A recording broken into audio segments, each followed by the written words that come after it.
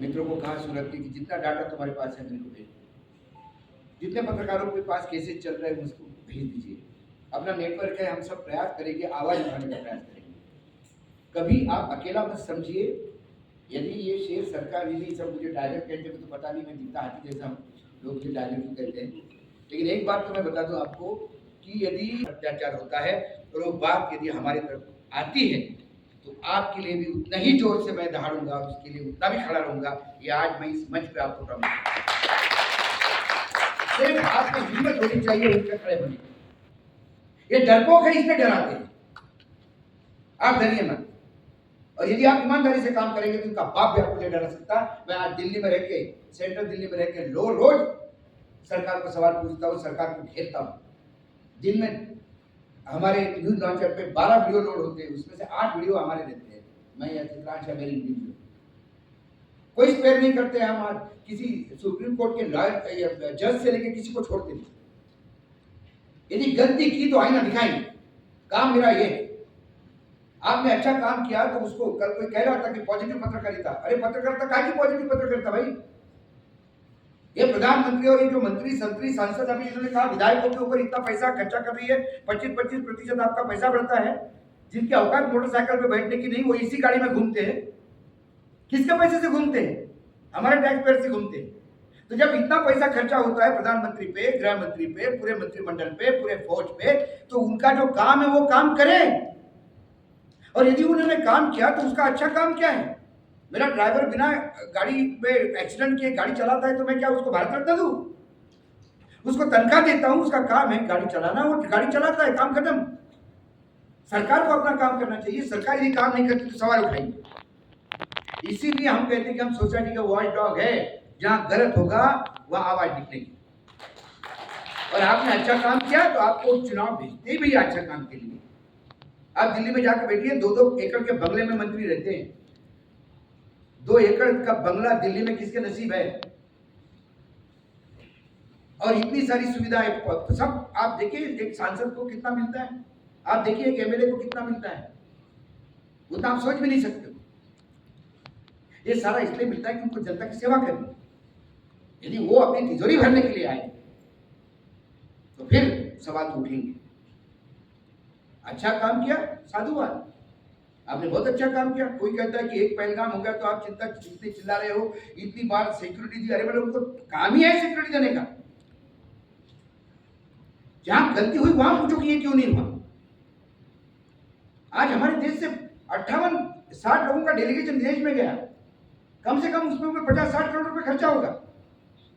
ये क्यों भेजे जा रहे हैं विदेश को पिकनिक पे? ये क्या बताएंगे, क्या सवाल का जवाब देंगे? फॉरेन मीडिया ने इनको पूछ लिया, किसी ने पूछ लिया कि आप क्या उस खान को क्यों अरेस्ट किया भाई, किस बात के लिए अरेस्ट किया? क्या जवाब है इनके पास? पहलगाम में सिक्योरिटी क्यों नहीं थी, क्या जवाब है इनके पास? पाकिस्तान तो आतंकवादी है ही। तो यदि पाकिस्तान आतंकवादी देश है, वो अपने पड़ोस में, तो अपने को केयरफुल रहना चाहिए। आप भांग खा के सो जाते हो, पाकिस्तानी आके मारते, और आप कहते हो कि लाल आंखों से देखेंगे तो 2 फीट फूट हो जाएगा। कहा गई लाल आंखें? 56 इंच के सीने में क्या है? 56 इंच का सीना। सवाल उठेगा। सवाल 23 लोग मरने का नहीं है, 25 लोग मर गए तो क्या हो गया, 140 करोड़ का ये।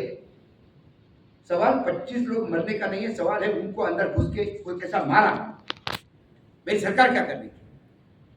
सरकार विदेशों में लोग भेजती है, लेकिन सरकार को शर्म आती है, एक पार्लियामेंट का सेशन नहीं बुलाती देश को बताने के लिए। हमारे प्रधानमंत्री जो विपक्ष के पार्टी के नेताओं को बुलाते हैं, उनको मिलने नहीं जाते, बताने नहीं जाते। किस सवालों से भाग रहे हैं?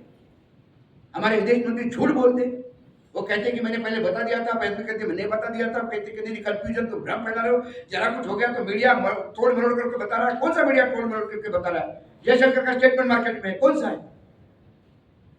एक साला नालायक मंत्री उठ के खड़ा हो जाता है और बोलता है ये आतंकी कोई बहन है एक डेकोरेटेड ऑफिसर को।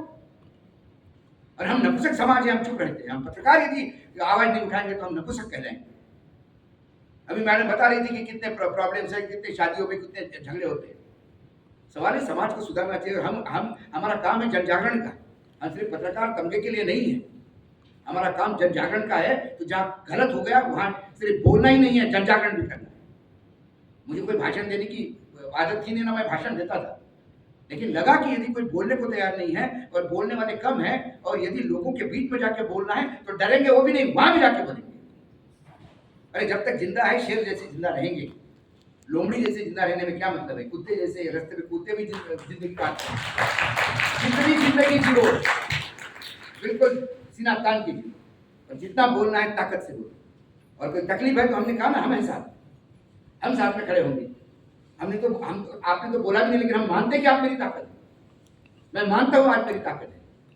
आज एक मेरे पे डिफेमेशन का केस लगा आंध्र प्रदेश में। मुझे अमेरिका से उस आदमी का फोन आया जो चंद्रचूड़ का क्लासमेट हुआ करता था, मिस्टर अशोक। वह अमेरिका में लॉ पढ़ाता है। उसने मुझे कहा कि you tell me when should I come, I am coming from America to defend you mister Wankhede. High court के कई चीफ जस्टिस मेरे पास आ गए कि आपका केस हम लड़ेंगे। मैंने बोला लोअर कोर्ट में सर बहुत लोग लड़ेंगे।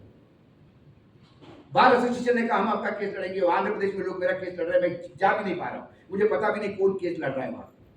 खुद ही फोन करके बोलते कि सर ऐसा है, कागज भेज रहा हूं, साइन कर दो। लोग साथ देने को तैयार है, आपको उठ के आना पड़ेगा। लोग देख रहे हैं, कोई तो सामने आ जाए। हमारे यहाँ प्रॉब्लम है, भगत सिंह सबको चाहिए, पड़ोस के घर में चाहिए, खुद के घर में कोई नहीं चाहता। और यदि भगत सिंह बनना है तो ये पत्रकारिता ही ऐसा एक प्रोफेशन है जहाँ आप सवाल उठा सकते हैं। ये पत्रकारिता ही ऐसा प्रोफेशन है कि जब आपको अधिकार है नैतिक बोलने का, क्योंकि समाज के लिए बोल रहे हो, समाज के भेदभाव को शब्द दे रहे हो। तो इसके लिए यहाँ से कुछ लेके जाओगे तो एक ताकत लेके जाएंगे। अशोक वानखेड़े में टाइगर नहीं है, तुम हर एक में 10 टाइगरों का बल है, लेकिन तुम्हारी स्थिति में हनुमान जैसी है। जब तक हनुमान चालीसा बोलो नहीं तब तक हनुमान जी को समझता है। तो ये हनुमान चालीसा मुझे बार बार बतानी पड़ती है। ये पत्रकार चालीसा में तुम्हारे सामने बता रहा हूं कि तुम्हारी ताकत कितनी है। ये नेता तुम्हारे चरणों में होंगे। हर नेता को पत्रकार चाहिए, हर नेता को फोटो चाहिए अखबार में। नेताओं के जूते के नोक पे रखो। मैं तो रखता हूं। मैं तो किसी नेता को अपॉइंटमेंट मांगने नहीं जाता। और मैं कई कार्यक्रम में जाता हूं तो बोले मंत्री जी भी हमें लगा को बुलाया।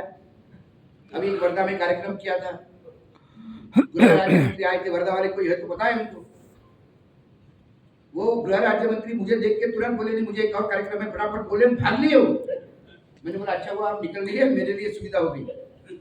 नहीं तो आपको लोग बोलते कि आपके खिलाफ, सरकार के खिलाफ इतना बोल के गया, नीचे मुंडी करके सुन रहे थे, बोले नौकरी जाती आपकी। हमारा कार्यक्रम हम ही करेंगे। नेताओं को जरूरत नहीं, नेताओं को पत्रकारों की जरूरत है। ये जिस दिन तुम्हें समझ में आ जाएगा उस दिन ये नेता तुम्हारे दरवाजे पे रहेंगे। आज मैं किसी नेता को मिलने नहीं जाता, वाकई नहीं जाता। 2-4 सांसद है जो मेरे पुराने मित्र है, उन्हीं के पास जाता हूँ तो जाता हूँ, और जिनके पास नहीं जाता वो लोग मिलने आते हैं। और एयरपोर्ट पे भी देखते तो शर्म के मारे अरे कैसे है, मैं तो बहुत सुनता हूँ आपके पास चलिए करके निकल जाते हैं। डर है कहीं अशोक जी ने देखा नमस्ते नहीं किया तो तकलीफ हो जाएगी, लेकिन छोड़ते हम किसी को नहीं। और लालच से दूर रहो। जिंदगी जीने के लिए बहुत कम चीज चाहिए, ज्यादा नहीं चाहिए। मेरा अपना घर नहीं है दिल्ली में, आराम से जिंदगी जी रहा हूँ। 30,000 रुपये किराया देता हूँ, 3 बेडरूम के घर में रहता हूँ। सब पैसा भी मिलता है, मेहनत करो तो पैसा भी मिलता है। कई रास्ते हैं पैसा कमाने के, नंबर 2 के नहीं नंबर 1 के। कई चीजें हैं, आपको थोड़ा सा अपने आप को बाहर लाना होगा, अपने आप को वेन्यूज के लाना होगा। और ईमानदारी यदि आपने साथ रखी तो इस देश का हर आदमी, हर नेता, तुम्हारे क्षेत्र का, चाहे सरपंच हो चाहे ये गुंडे बदमाश हो, सब औकात में रहेंगे। अडानी जैसा आदमी यदि मुझे बुला के घर के बाहर खड़ा हो जाता है लेने के लिए, और अंदर चाय पिलाता है और बोलता है कि अशोक जी आप बताइए, मैं आपका भाई हूँ छोटा, आपके साथ जब चाहे जरूरत है मैं खड़ा रहूंगा। मैंने छोटा भाई बोल के गलती की। मैंने बोला मैं उस संस्कृति से आता हूँ, छोटे भाई से कभी कुछ लेते नहीं, कुछ देना ही है तो अगले जन्म में बड़ा भाई पैदा हो। और उसके यहाँ से निकल के ऑफिस में गया और 1:30 बजे ऑफिस पहुंचा और 2 बजे मेरे यहाँ मिड डे मुद्दा में हमने अडानी को फिर नंगा किया। उसके बाद मैसेज जाता है। अब एक बार अडानी को ना कहा, उसके बाद अब कोई उससे बड़ा आदमी बचा नहीं कि मुझे कुछ ऑफर करेगा। तो मैंने भी मेरा बैरोमीटर तय कर लिया, अडानी से बड़ा हो जाओ तो सोचूंगा। तो थोड़ा अपने आप को गेयरअप करो, अपने आप को लैंड अप करो। कई वेन्यूज है पैसा कमाने के, नंबर 1 पे पैसा मिलता है। और क्या भाव बोले कि अखबार का काम है, तो मैं उनको भी बोल दूं कि मुझे ये नहीं समझ में आता कि अब अखबार का रॉ मटेरियल बहुत महंगा और फिनिश प्रोडक्ट बहुत सस्ता, फिर भी टाइम्स ऑफ इंडिया का मालिक नई मर्सिडीज खरीदता है। क्योंकि यदि पत्रकारिता खराब की है भाव, बुरा मत मानिए, तो अखबार के मालिकों ने की है। मालिक सरकार की दलाली करते हैं, पत्रकार क्या करेगा बेचारा? आप छोड़ के बोलो। आप खुद ही बोले कि अखबार का मालिक है नहीं। आप तो ये कई चीज़ें होती है। अखबार का अच्छा मालिक कौन होता है? एक आदमी ने कहा, मैंने ऐसी किसी के पास बैठा हुआ था, मैंने कहा कि अखबार जो है ये बहुत लॉस का धंधा है, ईमानदारी से अखबार निकालना, सरकार के खिलाफ लिखोगे विज्ञापन नहीं आता वो किधर था? तो किसने कहा कि ये आदमी है भाऊ, ये लखपति हो गया अखबार निकाल के। मैंने बोला एक नया पता है, ईमानदारी से अखबार निकालता है, लखपति हो गया। तो मैं उसके पास जाके बोला, मैंने मुझे ही बता दिया क्या फार्मूला अपनाया? बोले मैं पहले करोड़पति था, अब लखपति हो गया। तो ईमानदारी उसमें है। तो और कुछ ज़्यादा ज्ञान नहीं मेरे से, आप सक्षम हो, ज़्यादा मेरे से उत्पीड़न आपका ज़्यादा होता है।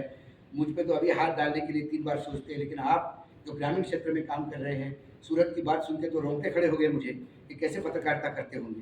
तो तमाम लोगों की पीड़ाएँ, कई पीढ़ी जो आती है सुनता हूँ, कहीं एक्सप्रेस करने का प्रयास करता हूँ। बहुत सारे अच्छे लोग समाज सेवा में, जोशी जी जैसे समाज सेवी है, ये भी हमारे साथ हर प्रोग्राम में रहते हैं, क्योंकि उनको लगता है कि ये लोग कुछ अच्छा काम कर रहे हैं। यदि पत्रकारिता अच्छा करोगे तो समाज में वो इज्जत मिलती है जो नेताओं को नहीं मिलती, जो एक्टर्स को नहीं मिलती, जो उसको नहीं, किसी किसी बड़े नेताओं को नहीं मिलती। एक बहुत बड़ा एक्टर फिल्म इंडस्ट्री का एयरपोर्ट पे मुंबई से निकल रहा था, मैं थोड़ा सा आगे जा रहा था, वो निकला तो उसके साथ में उसके बाउंसर और वो सब लोग थे। उनने ऐसा देखा और एकदम रुक के बोला, मिस्टर वानखड़े, अशोक वानखड़े ना? मैंने हाँ। ओ टाइगर, मैं आपको बहुत सुनता हूँ, so nice to meet, can you have a photograph? मुझे समझ में आ गया, ये एक फिल्म के 50 करोड़ रुपए लेता है और मुझसे फोटो खींचता है, तो ये मेरा सेलिब्रिटी स्टेटस किसने दिया? पत्रकारिता ने दिया। देखो मेरे जैसा काला आदमी 100 किलो का घूमने वाला, जो बड़ी मुश्किल से ऐसा ऐसा चलता है इंडोर से, उसको कोई एक्टर कहे कि मुझे फोटो खींचना है, तो ये इसका मतलब ये है कि ये सेलिब्रिटी स्टेटस आपको आपकी सच्चाई के लिए, ईमानदारी के लिए, लोगों के शब्दों को वेदना देने के लिए, और आप में से हर एक सेलिब्रिटी बनना चाहते हैं। मेरे से आप जितने हॉल में बैठे हो, मेरे से सब खूबसूरत है, ये मैं गारंटी कहता हूँ। और मैं संदीप को हमेशा कहता हूँ कि तुझे यार, तू गलत लाइन में आ गया, मराठी का अच्छा हीरो हो सकता था। सर मराठीचं का काय हिंदी पुढे होतं सर? नहीं, मैंने बोला मराठी से शुरू होता आदमी, मराठी लोगों की प्रॉब्लम है, हम खेखड़ा संस्कृति के, हम बाहर की सोचते नहीं। या दिल्ली में किसी मराठी पत्रकार को दिल्ली में आओ तो वो भाग जाता है, जल्दी महाराष्ट्र की याद आती है। यहाँ मराठी अधिकारी रुकता नहीं, वो भाग जाते हैं। यहाँ मराठी के सांसद आते हैं और इंतजार करते हैं कि कब शुक्रवार हो जाए और हम भागें। या क्या ये दिल्ली की थोड़ी तासीर अलग है। दिल्ली को मैंने हमेशा कहा, दिल्ली में दादागिरी से रहना पड़ता है, दिल्ली में प्यार से रहने का जगह ही नहीं है। क्योंकि एक पावर सेंटर हमेशा मुगलों से लेके, तुर्कों से लेके, आपने देखा होगा, जो आया अपना झंडा गाड़ दिया उसने दिल्ली जीत ली। और यदि मैंने झंडा गाड़ दिया तो मेरी ताकत आप सब लोग हो। इसमें मैं बार बार कहता हूँ, अपने आप की ताकत पहचानो, और आप में हर एक में 10-10 अशोक वानखड़े हैं। छोड़ दीजिए मेरी बात, वो अपने में से अशोक वानखड़े अंदर लाने का प्रयास कीजिए, तो सेलिब्रिटी है। संदीप बहुत अच्छा तुमने ऑर्गेनाइज किया, बहुत बहुत धन्यवाद तुमको। समय कम है मैं जानता हूँ, इसके लिए और कुछ बोलूँगा नहीं, बाकी कार्यक्रम संदीप आगे करेंगे। धन्यवाद।